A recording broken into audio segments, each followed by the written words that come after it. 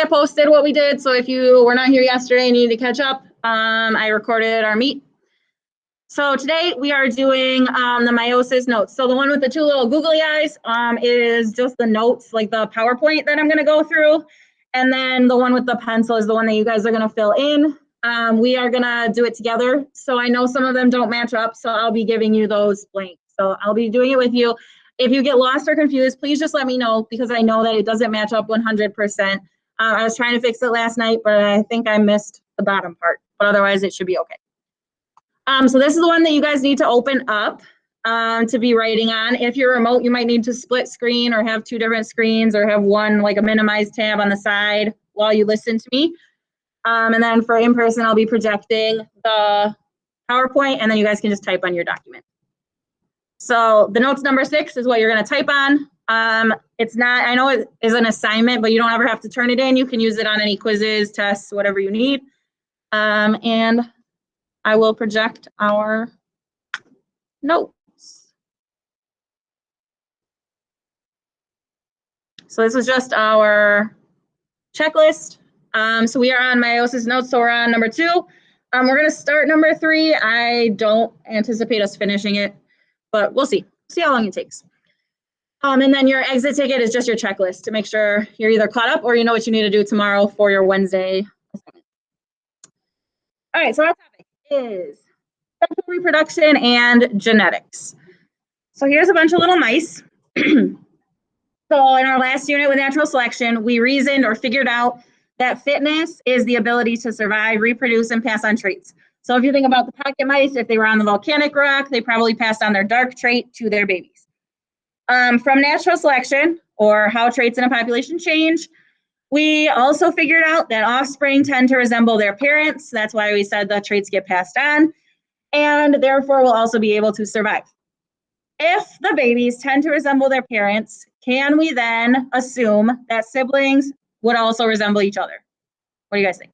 You just give me a nod, a thumbs up. Got a thumbs up in person, got a nod, another thumbs up. So yeah, you could probably figure out that if babies, and Carmine agrees, it's possible, I agree. It's possible that siblings can resemble each other. I'm not saying they have to be 100% exactly the same, but they should have some resemblances if they came from the same parents. So we have a situation or a puzzling fact. We have these two twins here. They are 18 years old from this picture. Now they are older, but when this was taken, we have 18-year-old Lucy on the left and Maria on the right, and they are twins. They live in the UK.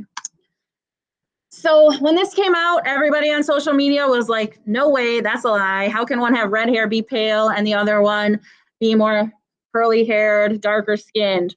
The family was accused of making up a story for attention and profit and to, like, I don't know, become famous maybe. And people kept saying that biological twins could not be this different and that one of them must be adopted. There's no way that this could happen, is what they said. Don't give it away yet. So what do you guys think? Some aphorisms you might already know, but you can write down your thoughts for what you know in your first page of your notes. So I'll open that up. But right now, you're just writing in box A, what do you guys think? Is it possible for them to be twins? Is it possible for them to be sisters? Is it true? Is it not true? Like, what do you guys think? I'll show you where to write it. Can I say it on the mic?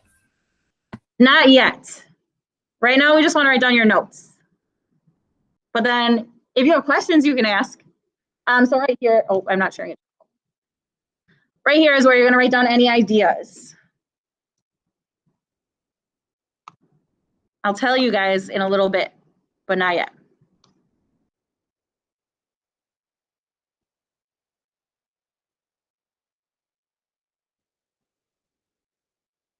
Okay, so there's your question. I'll give you like a minute to brainstorm.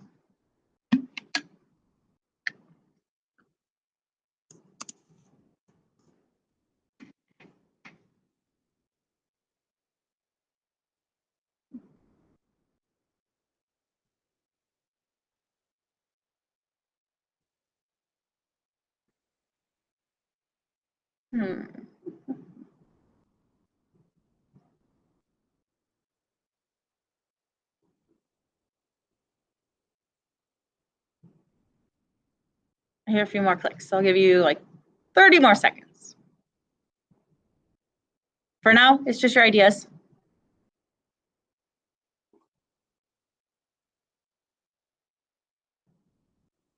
All right, so I'm going to give you a little bit more information. You can either add this to your ideas or you can just listen. But basically, oh, sorry, there's pictures. Some people ask me this question, but it's just on the slide. If you wanted to know, mom is half Jamaican and half Caucasian or white, and dad is 100% Caucasian, just for your information.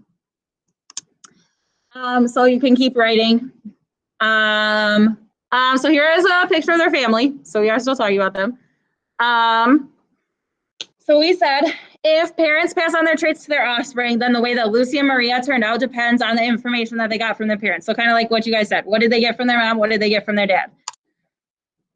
So today we're going to kind of start working on how does this work? How does that information get sorted out? And the question that's going to guide us for this, it's a short unit. It's only going to be like 3 days. So for this little mini unit is how exactly does the heritable information, like our traits and DNA, how does it get from the parents to the baby? All right, so this is back to our notes where you fill in. I will tell you the yellow things are underlined on here. I know it's small for you guys if you can't see it. It is in the classroom, so you can follow along. So if it's underlined, you probably have to write it in the yellow box or underline. So we're talking about traits first. It's kind of some background information. All cells, so all of our human cells have genetic information called DNA. And in the DNA, there are genes. There are certain regions on the DNA that have instructions that code for traits. So right now, on your guys' notes, you should have genes right here, and then traits at the bottom. So I'll show you how this works. So I underlined in the PowerPoint the words that you need to put in the yellow. So you should have genes in the first one, traits in the second one.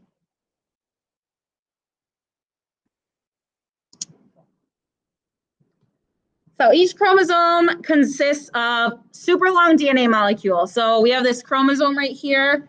It looks, if you uncoil it, it becomes this DNA strand. And we're going to get into what DNA is made out of later. But right now, all you need to know is that chromosomes are made of DNA. And then each gene, so right here is like a picture of a gene. It's just a part of the DNA, codes for a trait. So where is that? The instructions for forming the characteristics or like our physical traits is on our DNA. So the other blank you guys have right here is characteristics, should be your last blank before we get into what a characteristic is. So on here, we write characteristics. And then we're going to get into what characteristics are. Remember, if I'm going too fast or something, let me know because I can see what they're doing, but I can't see what you're doing. All right, so what are some of these characteristics or traits? Things like hair color, height, eye color, they are given to us by our parents, our biological parents.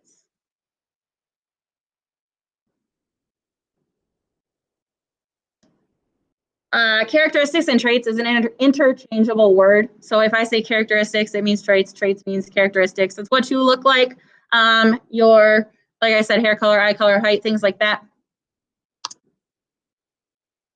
This you don't have to write. But the instructions come from DNA, and they're located on chromosomes, which we said are found in the cell. This you don't have to write either. But chromosomes are a cellular structure that contains proteins and DNA, which we'll look at later. And DNA in the chromosomes contain a segment like genes. This is just a review of what I just said. This you need to write. So it starts off with a cell. So this is our big cell over here. And in a cell is the nucleus. That's your blank nucleus, or you can read it here. In the nucleus, you can find the chromosomes, which look like these big X's. On chromosomes is your DNA. And then within your DNA strand is a gene. Does anybody need any blanks that you're confused on?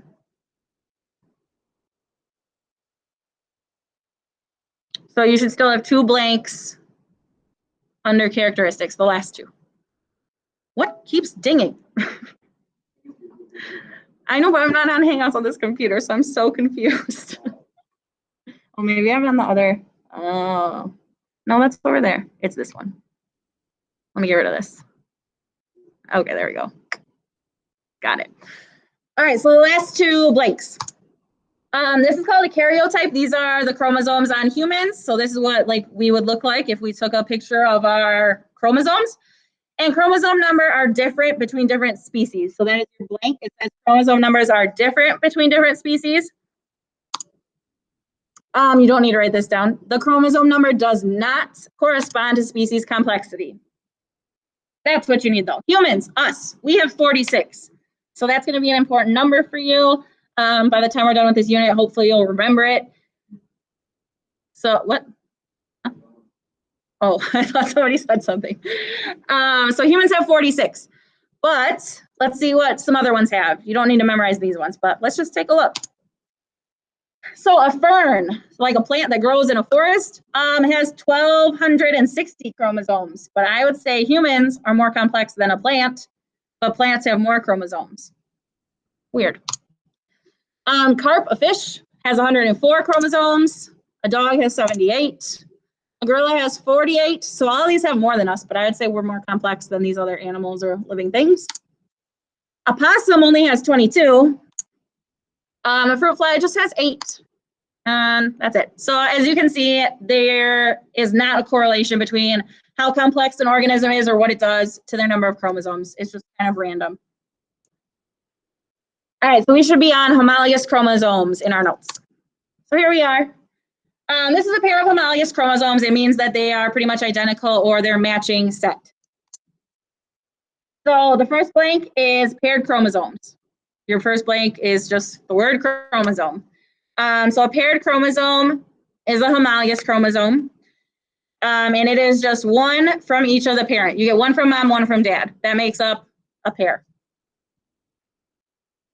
So your first big blank under homologous chromosomes is just chromosomes. I don't think you need to write this, but let me just. Oh, you do need this one. So on the homologous chromosomes, they carry genes that control your inherited traits. So it's basically your code of what you look like. One from mom, one from dad. Like I said, we have 46 chromosomes and 23 pairs. So that is, it does kind of look like an airplane propeller. It does. So 23 is your next one. So it says human body cells, 46 chromosomes or 23 pairs. So this is where it kind of starts not matching up. So I'll show you. Right here, it should be 23 pairs. Genes that control inherited traits, 23 pairs. You also get 23 from the sperm from your dad and 23 from the egg from your mom.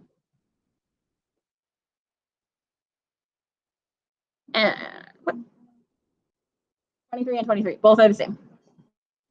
Yes, both 23. So if you add 23 and 23, how much do you get? 46.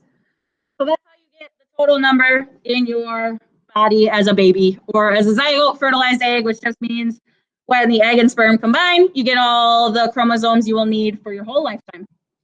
23 from mom, 23 from dad.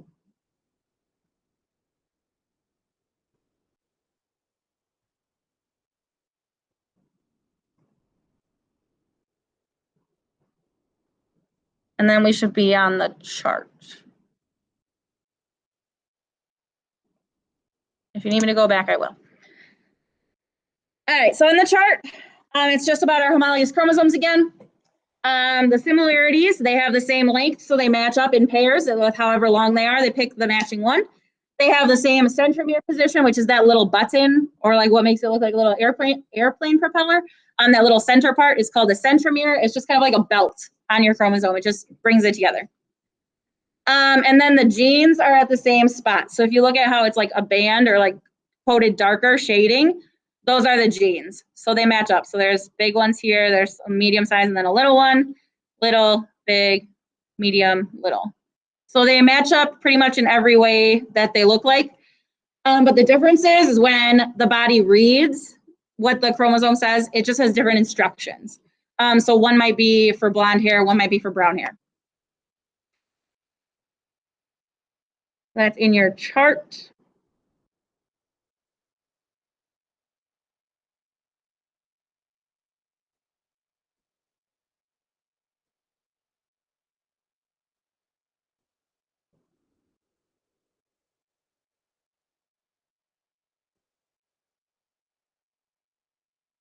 And then if you're following along in notes, you guys are going to create 2 questions. So it could be any kind of question that could be testable by scientists. You don't have to know how it would be tested, but you're just going to think about how DNA and chromosomes, so these things that I'm showing you, like these homologous chromosomes, how do they code for our traits? Like basically, like what kind of questions do you have? Like how can there be 2 different hair colors, or what does the DNA read, or how can you tell what the trait is? Any questions that you have that you would want to ask a scientist about chromosomes and DNA. So you're just brainstorming about pretty much everything I talked to you about, what DNA is, a gene, that kind of stuff. Take 10 minutes. So I'll give you like 2 minutes. Yes, yes. The one above the box? All right, hold on. The one above the box is the 46 chromosomes and the zygote. Anybody else need something from this slide before I go back?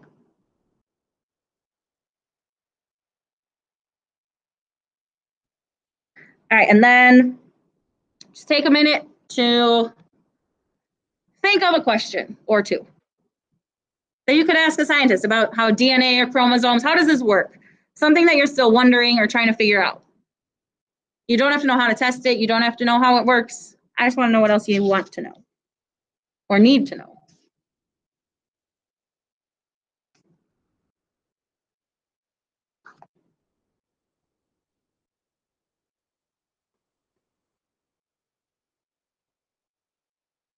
And then I'll move on in like a minute.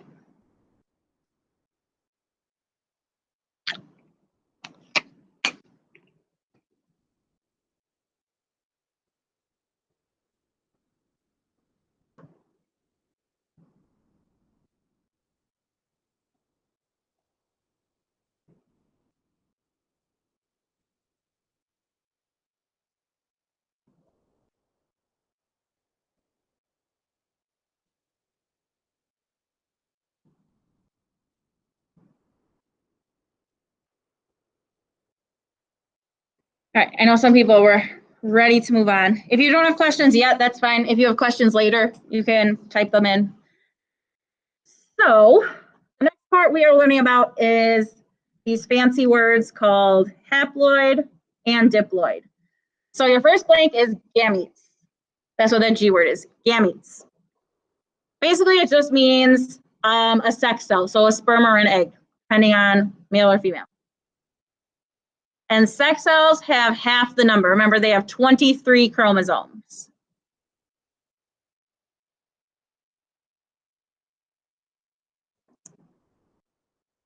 So your next blank is haploid. It's the cell with, it's called N. It's just like if you were in math, where you use, what is it called? A variable. So in math, you probably use X a lot. We just use the letter N. And N pretty much equals 23 chromosomes if you're talking about humans. If you're not talking about humans, it means a different number. But all we're going to talk about is humans. So N equals 23. It's the same thing for us anyway. All right, the next part is kind of confusing, so I'm going to switch from my on this one. If you didn't get it, it's right here. Because I know some people last hour were a little bit confused. All right, so we have gametes as a review. Is a sex cell, sperm or egg. Haploid just means half the number of chromosomes as like an adult. So fertilization occurs when one haploid cell, so like a sperm, combines with another haploid cell, which is an egg. And they combine and they form a zygote, which is just a fertilized egg. So it just means the sperm and the egg are combined, and it's going to form into a baby or an offspring, but not yet. All right, so because the zygote is now combined with the sperm and the egg, it's called 2N. Because remember, an N and an N, it's like an X and an X, so you get 2X. And then it becomes diploid if it has 2N. Diploid, di meaning 2, 2N. So diploid cells contain 2 copies of each chromosome. So it's just double. Diploid just means double. Haploid, half. And our magic number is 46. And then this is the last part right here. And then I'm done talking at you. All right, so this entire unit is about meiosis. It's just a process of how cells replicate and divide, but first they divide and then they reproduce. So the type of cell division that forms gametes or the sex cells to make offspring is meiosis. And it provides 2 haploid cells in an organism. So sperm and egg again. Meiosis is the cell division that cuts the chromosome number in half. Remember, 46 to 23. So why do we care? Why do we need to know this? What does this have to do with the twins? Why? We need to know this, or this has to happen in our bodies so that the offspring have the same number of chromosomes as their parents. Because if you don't cut your number in half, then you're going to keep adding the 46 chromosomes to 46 chromosomes to 46 chromosomes, and you're going to have way too many. And humans only need 46 to survive. It also helps maintain the chromosome number from one generation to the next. And the way to do that is it takes half the male and half the female to create a baby, an offspring, a zygote, whatever you want. And by cutting this in half, it ensures or makes sure that there is genetic variation, that not every human, not every sibling, not everybody looks 100% exactly the same. So that is all the notes we have to take today. I am going to show a short video. It's only like 8 minutes, kind of summarizing that because I know I just talked a lot at you.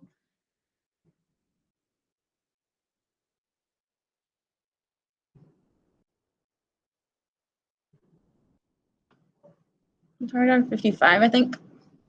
Yeah.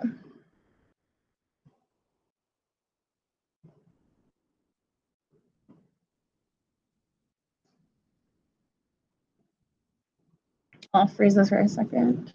I'm just going to get the video ready for us.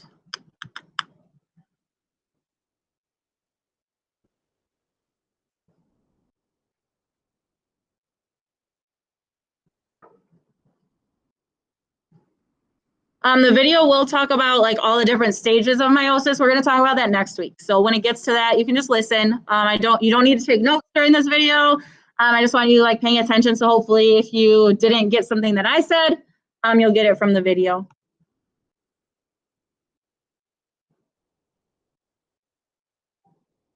Oh gosh, I said pause. Okay.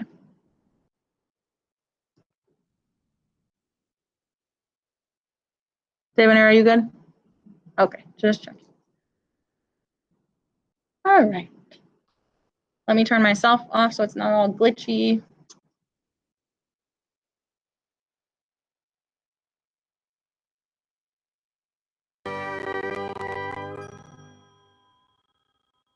Have you ever wondered how 2 siblings can have the same mom and dad don't separate correctly?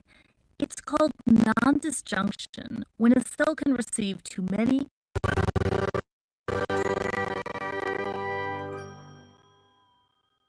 Have you ever wondered how 2 siblings can have the same mom and dad and still look so different? Well, today we're going to talk about a process that makes that possible, a process called meiosis, not to be confused with mitosis, which sounds unfortunately similar. Mitosis makes identical body cells, like your skin cells and stomach cells.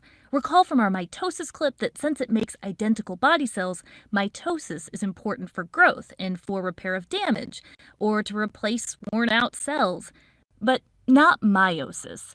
Meiosis is a process that contributes to genetic variety. Meiosis also doesn't make body cells. It makes sperm and egg cells, otherwise known as gametes, the fancier word. You might recall that humans have 46 chromosomes. That's how many chromosomes most body cells in your body have. But there are some human cells that don't have 46 chromosomes. Human sperm cells and egg cells have 23 chromosomes. Why the number difference?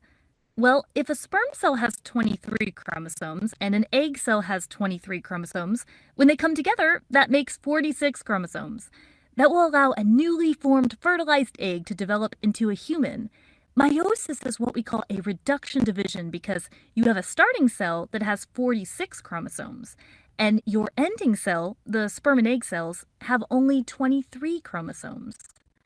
Before we can start getting into the stages of meiosis to make gametes, we have to remember what happens before meiosis can even start. Actually, this also happens before mitosis. It's the stage known as interphase. And if you remember interphase, it's when the cell is growing, it's replicating its DNA, it's carrying out cell processes, and just like mitosis, interphase happens before meiosis is even going to start. So the starting cell has 46 chromosomes, and you have to duplicate those chromosomes in interphase before meiosis starts. That basically means you are duplicating your DNA, since chromosomes are made of DNA and protein. Ready for the tricky part? Well, because we tend to count chromosomes by the number of centromeres present, when the 46 chromosomes duplicate, we still say there are 46 chromosomes, because the sister chromatids are still attached, and we are actually counting by centromeres. So 46 chromosomes here, they replicate in interphase, and you still have 46 chromosomes in this picture. But you went from 46 to 92 chromatids. Little tricky there. We have a detailed video that explains these chromosome numbers before and after replicating in interphase that can be useful for meiosis. Okay, so interphase checklist done. Now we can move into meiosis. You might remember the mitosis stages PMAT. The P was for prophase, the M was for metaphase, the A for anaphase, and the T for telophase. And the good news is that in meiosis, you still use those terms. But because meiosis is actually a reduction division, you're going from 46 chromosomes to 23, which means you actually divide twice. So instead of mitosis, where you divide one time and do PMAT one time, in meiosis, you're going to divide twice and therefore do PMAT twice. And because of this, in meiosis, you put numbers after the phases to indicate whether you're in the first division or the second division. So let's dive right in. So let's start with the very first step, prophase 1. One thing I like to remember about prophase is this actually means before, and it kind of helps you remember that it comes before all the other stages start. This is where the chromosomes are going to condense and thicken. They are actually going to line up with their homologous pairs. The word homologous means that the chromosomes are approximately the same size and they contain the same types of genes in the same locations. They're going to match up. It is during this prophase 1 that this amazing process occurs called crossing over. Now, I know crossing over probably sounds like something very different, but this is actually a really awesome process because this is when the chromosomes, they're lined up in homologous pairs, and they have this way that they can transfer their genetic information and exchange it between each other. It's kind of like these chromosomes flop over each other, and they do a little genetic information exchange here. It makes for what we call recombinant chromosomes, which can eventually contribute to the variety that we were mentioning that siblings can have even when they have the same parents. More about that later. Now we move into metaphase 1. In metaphase 1, think of the M as standing for middle. The chromosomes are now going to be in the middle of the cell. It's a little bit different, though, from mitosis because these chromosomes are going to be in pairs in the middle of the cell. So it's not a single file line. They're in pairs in the middle. Now, during anaphase 1, think of A for away because the chromosomes are going to be pulled away by the spindle fibers. Then we end with telophase 1, where you have two newly formed nuclei, and it becomes obvious that you're going to end meiosis 1 with two new cells. Cytokinesis follows with splitting the cytoplasm, but we're not done yet. On to meiosis 2. The very first step in meiosis 2 is prophase 2. It's not going to be nearly as eventful as it was in prophase 1, though, because they're not going to have homologous pairs of chromosomes. They also are not going to have this amazing process called crossing over. That doesn't happen again in prophase 2. You have your chromosomes, and the spindles are starting to form like they did in prophase 1, but prophase 2 is just not as eventful of having that process of crossing over. In metaphase 2, remember, think M for middle, the chromosomes are going to line up in the middle. This time, though, they are in a single file line. They are not in pairs like they were in metaphase 1.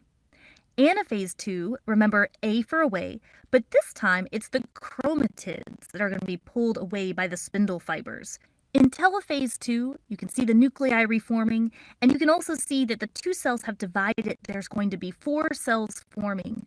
Cytokinesis will follow to completely split the cytoplasm. Now, keep in mind that meiosis in males produces sperm cells, and in females it produces egg cells. Because of independent assortment and also crossing over, you're going to have variety. For example, in a male, the 4 sperm cells that are produced each time, they are all different from each other. They're also different from the starting cell because the starting cell had 46 chromosomes and the ending cells only had 23. So they are not identical to the original and they are not identical to each other. This is going to lead to variety, a reason why 2 siblings with the same parents can look different from each other. They still developed from a unique egg and a unique sperm cell that came together. One last thing to think about. Scientists are often looking into the process of meiosis because sometimes the chromosomes don't separate correctly. It's called non-disjunction when a cell can receive too many or too few chromosomes in the separation. This contributes to some genetic disorders, which is something scientists continue to study. Well, that's it for the Meiosis sisters, and we remind you to stay